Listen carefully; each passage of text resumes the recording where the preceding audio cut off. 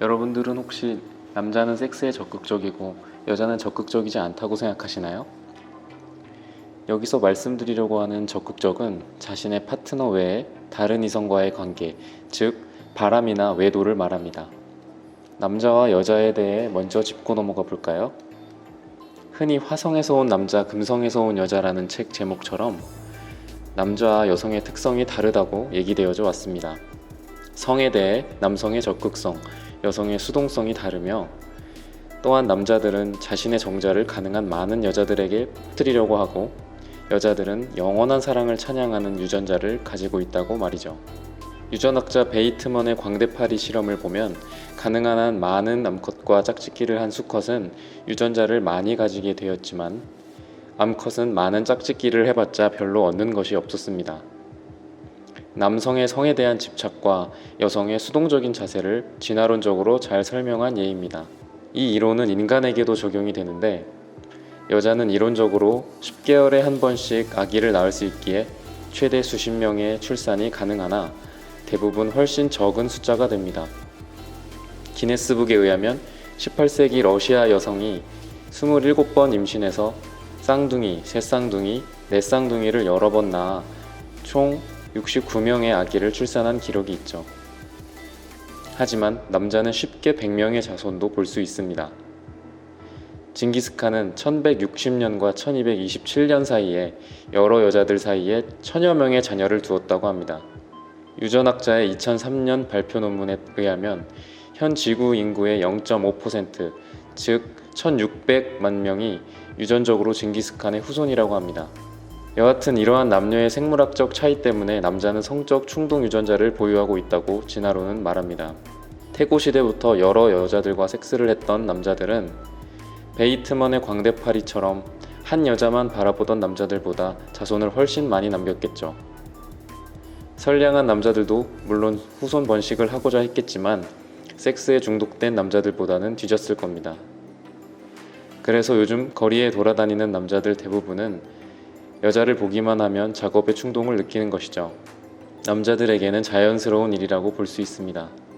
이와 반대로 여자들은 광대파리처럼 여러 침대를 왔다 갔다 해봤자 별로 얻는 것이 없습니다. 많은 남자를 거친다 한들 한 남자만을 상대하는 여자보다 더 많은 아이를 낳는 것도 아니죠. 차라리 제대로 된 남자 하나를 골라서 자신의 귀한 난자를 수정하는 경우가 더 강하고 예쁜 아기를 낳을 가능성이 더 높아집니다. 소위 계산과 정숙 유전자가 결국은 성공하는 유전자가 되어 계속 되물림을 했을 것입니다. 왜냐하면 정숙한 여자들의 유전자가 생존 및 번식 기회를 가질 확률이 더 높아 그 딸들이 계산과 정숙 유전자를 물려받아 그들 또한 정숙한 소녀가 되었겠죠. 그래서 현존하는 여성들이 섹스에 있어서 조심스러운 태도를 보이고 있는 것입니다. 이는 반박의 여지가 없는 이론이라고 합니다. 그런데 동물 세계의 암컷들은 생각만큼 정숙하지는 않는 것으로 밝혀졌습니다.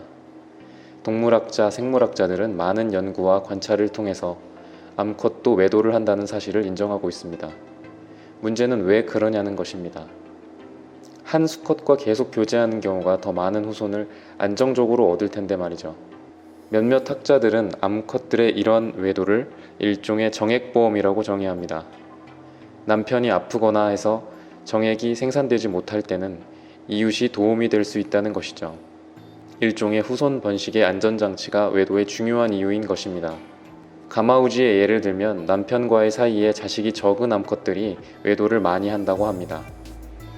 암컷이 혼외정사를 하는 또 다른 이유는 그로 인해 양질의 후손을 얻을 기회가 많기 때문입니다.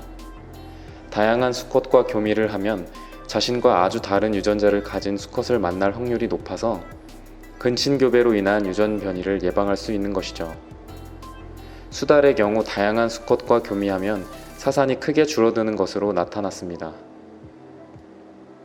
아무리 그렇다고 해도 파트너 교체를 열렬히 소망하는 사람은 여자보다는 남자 쪽이 아닐까요? 대부분의 동물들이 다 그렇습니다. 토끼를 예를 들면 암컷과 수컷이 같이 있으면 곧바로 짝짓기에 돌입합니다. 보통은 여러 번을 연속해서 하죠. 얼마 후 과로에 지친 수컷은 암컷으로부터 떨어집니다.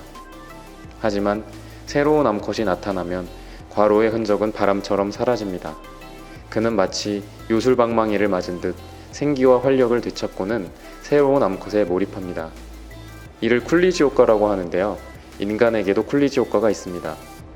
남자는 오르가즘이 끝난 얼마 동안 성관계를 할 수 없으나 자기에게 신호를 보내는 여성이 나타나면 곧바로 준비태세로 들어갑니다. 새로운 여자는 남자를 자극합니다. 기분 전환인 것입니다. 그런데 이런 쿨리지 효과가 남자에게만 나타나는 줄 알았는데 여자에게도 나타납니다. 캐나다 학자의 연구 결과 햄스터 암컷들은 원래 알던 수컷보다 처음 보는 수컷에게 엉덩이를 더 높이 흔드는 것을 관찰했습니다.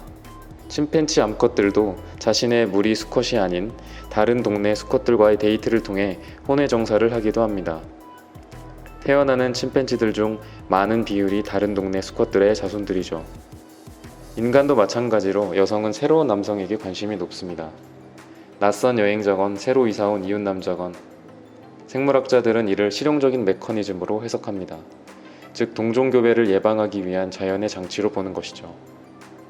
기회가 되면 외부 남자에게서 새로운 피와 더 건강한 유전자를 조달하려 합니다. 오스트레일리아의 오랜 연구 결과에 의하면 중년 여성의 경우 섹스의 관심도가 급격히 낮아지는데 새로운 파트너를 가진 여성은 여전히 섹스를 즐기고 있었습니다. 최근 미국에서 14세부터 49세 사이에 6,000명의 여성의 성 경험을 설문조사한 결과 파트너가 아닌 남자와의 섹스에서 더 오르가즘을 느꼈다고 대답했습니다. 여성들은 안전, 결속, 안전만을 추구하지는 않는다는 사실인 것이죠.